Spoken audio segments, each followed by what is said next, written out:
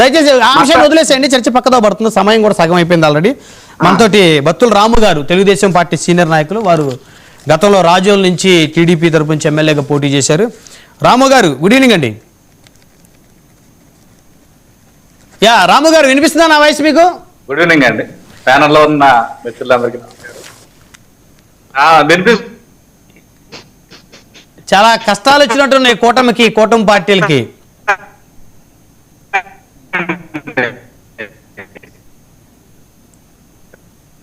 Voice cut అయిపోతుంది.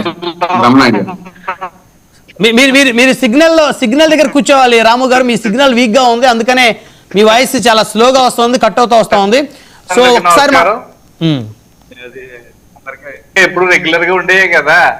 అవును, hello మాట్లాడండి రాము గారు.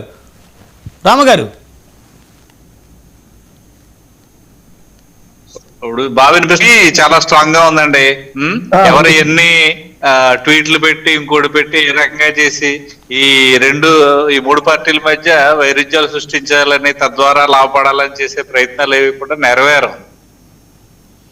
ఎందుకంటే విజయసాయి రెడ్డి గారి ట్వీట్కి కానీ, ఈరోజు మిత్రులు ఏదో చెప్తున్నట్టు ఒకరికి ఒక న్యాయం ఇంకొకరికి ఒక న్యాయం, ఈ టైప్ రెడ్ బుక్ రాజ్యాంగాలు ఏమి లేవండి.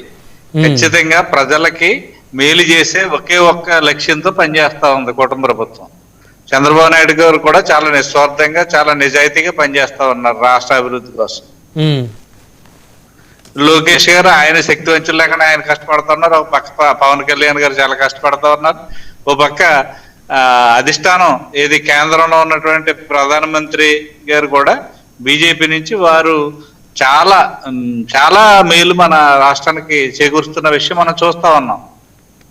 ఎందుకంటే పెట్టుబడుల వరద ఈరోజు ప్రారంభమైంది, అభివృద్ధి పరుగులు పెడతా ఉంది. ఇది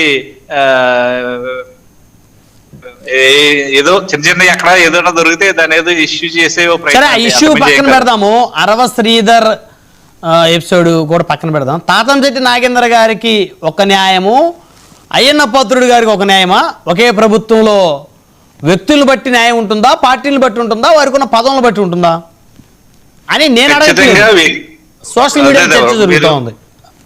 అవునండి, ఇప్పుడు సోషల్ మీడియా అనేది ఇప్పుడు ఎలా అయిపోయిందంటే ప్రతిదాన్ని కూడా తీసుకొచ్చి విషయం చిన్నదైనా కూడా దాని మీద పెద్ద ఇష్యూ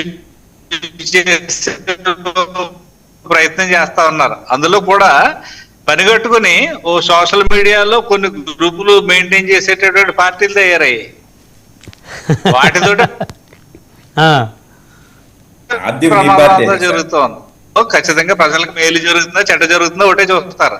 కానీ కొన్ని పార్టీలు ఏం చేస్తున్నాయంటే పనిగట్టుకుని జీతాలు ఇచ్చి కొంతమందిని పోషిస్తా ఉన్నాయి.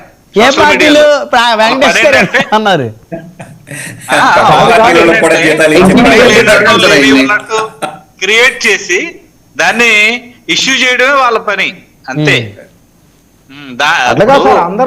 అందరిలో కొడితే, అందరిలో ఒక రామదాస్ అనే వ్యక్తిని కొడితే మీరు దాని గురించి మాట్లాడి సోషల్ మీడియా ఒకసారి దానికి వస్తాను. అయ్యన్న పాత్రుడు గారి గురించి నేను గతంలో వారి కాన్స్టిట్యున్సీకి నేను కూడా అబ్జర్వర్ గా వెళ్ళాను. నేను ఆయన గురించి బాగా తెలుసు అక్కడ, ఎందుకంటే అక్కడ అందరితోటి చాలా వ్యక్తిగతమైనటువంటి రిలేషన్స్ అన్నమాట. ఆయనకి చాలా అందరితో బాలకృష్ణ గారి అభిమానులతో ఉన్నటువంటి రిలేషన్ అయ్యన్న పాత్రుడు గారికి నియోజకవర్గంలో ఉందని చెప్పదలుచుకున్నారా ఇటు కొంపదీసి? మీరు ఆగండి వెంకటేష్ గారు, వారు గతంలో అబ్జర్వర్ గా వెళ్ళారు, చెప్తారు కదా అక్కడ పరిస్థితి. కాదండి, లేదు ఇప్పుడు నేను అబ్జర్వర్ గా వెళ్ళాను, నేను అక్కడ గమనించి ఆయనతో ఆయన ప్రతి వ్యక్తితో వరుసలెట్టి పిలవడం, వాళ్ళని ఇలా చరిచి మాట్లాడడం, వాళ్ళు అలా చేయే పరిస్థితి అంత చనువు అని బట్టి వాళ్ళకు ఉండేటటువంటి చనువు కానీ వాళ్ళకు ఉండేటటువంటి యాక్సెస్ ఏదైతే ఉంటుందో దానివల్ల ఏదో అట్లాగేదో జరిగి ఉంటది. కానీ ఒకటేంటంటే పబ్లిక్ లో అలా జరగడం అనేది నాకు ఇదేంటి ఇలా అనిపిస్తుంది, చూస్తే ఎవరికైనా అనిపిస్తుంది. కానీ అక్కడ ఉన్నటువంటి వాళ్ళకు ఉండేటటువంటి చనువులు, వాళ్ళకు ఉండేటటువంటి ఇది అంత ఇబ్బందికరంగా అయితే ఉండదు. నేను కూడా అవతల ఆయన పెట్టింది కూడా నేను చదివాను నేను. ఎందుకంటే నేను అది ఎట్టి పరిస్థితుల్లో దీని మీద అట్లాంటి ఫిర్యాదు నేను చేయదలుచుకోలేదు. ఎందుకంటే ఆయన అంటే మాకు చాలా ఇష్టం. ఆయన మామూలుగా నేను కొంచెం ఇబ్బంది కలిగేటట్టుగా చేశాను, దాని మీద ఆయన ఇలాగా చేశారు, అంతగా మించి దానికి నాకు ఎలాంటి ఇబ్బంది లేదు అని చెప్పినటువంటి పరిస్థితి నేను చూశాను. కాబట్టి అది పెద్ద ఇష్యూ ఏం కాదు. అయితే మీకు కాదు ఇష్యూ, అది మీ దృష్టిలో, మీ పార్టీ దృష్టిలో, మీ కూటమి దృష్టిలో ఇష్యూ కాదు, అది పబ్లిక్ దృష్టిలో ఇష్యూ, ప్రతిపక్షాల దృష్టిలో ఇష్యూ. అదే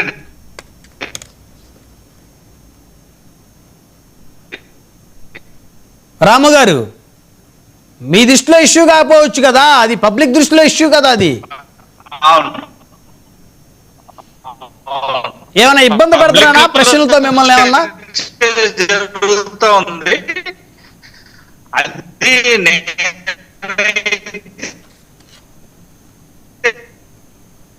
ఓకే ఓకే రాము గారు, కొంచెం సిగ్నల్ వీక్గా ఉంది మీ దగ్గర, మళ్ళీ వస్తాను మీ దగ్గరికి. సింగళూరు వెంకటేష్ గారు ఉన్నారు. ఆయనకి అక్కడ సహజ యా